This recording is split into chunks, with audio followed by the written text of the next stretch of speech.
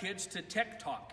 We're going to have another little video, a short presentation on lights this time. And there's a lot of information about stage lights. Oh great, a power outage, perfect time to be talking about stage lights. Actually, this is what we call a blackout. See if I can find the switch. As an actor, there's nothing more exciting than walking out into the stage light as the curtain opens at the beginning of the show. It's so bright you can't even see the audience, and the lights are just blaring down on you. But that's what we need. We need to be able to see you. Actually, these lights right now are all white. We don't have any color in them right now, and we're going to talk a little bit about what kind of lights those are. Okay, the lights that we were looking at up on the bridge, well, some people call it the bridge, we call it the catwalk, some people call it the beam, and they're basically all the lights that light the front of the stage, and they're up in the ceiling. So here's some that are actually on stage. They're actually called an incandescent light, and these are called ellipsoidals, and they have one lamp in them. So there's one bulb inside. And usually the bulbs are pretty expensive. They're anywhere from $30 to $100 depending on the light. But for these lights, they're always white unless we change the color on them. And to change the color, you get plastic gel, whatever color you want, and then you cut it to fit the frame, and it slips inside the metal frame, and then the metal frame slips inside the light. So now you've got a colored light. The gel over time, because these lights get very hot, this gel will start to burn and get kind of crunchy and crispy, so you have to change your gel.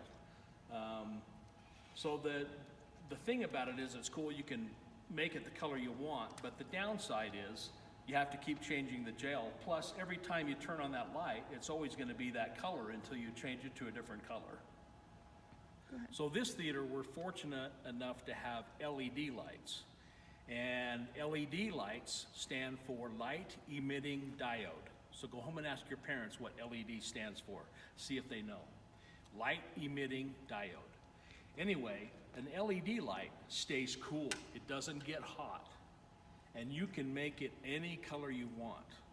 So you don't have to buy gel. You don't have to change it. Right during the show, I can make it turn blue or I can make it turn red.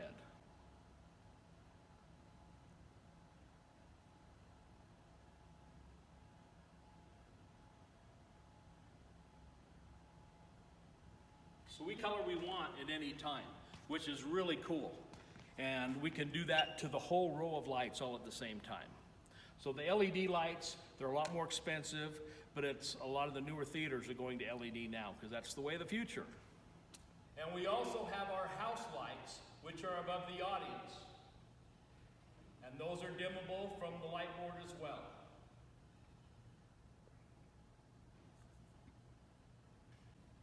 And these lights we have on now, we just call the work lights.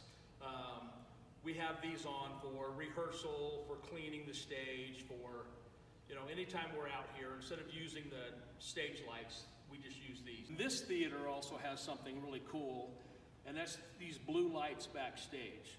So the audience can't see them, but we call these running lights. And so they're on during the show, so the actors can see backstage to go pick up a prop or change a costume or move scenery. This is mainly just for the actors so they can see backstage. And the last kind of thing we want to point out is our spotlights. We have two of them that are at the very back of the auditorium up there near the ceiling. We also have two more that are up here in the bridge. And the reason we have some up there, those are actually better. And the reason being, if we use the ones in the back of the auditorium and they're shining on an actor, it's going to cast a big shadow behind them on the scenery or on another actor or something. If they're up here, it's higher. So the shadow is now on the floor instead of on the scenery behind. So that's why you have different angles on spotlights. It's better to have about a 45-degree angle so you don't have that shadow. But that's basically some of the basics of stage lighting. And there's a lot more to learn, but that kind of gives you an idea of what we've got and how we use it.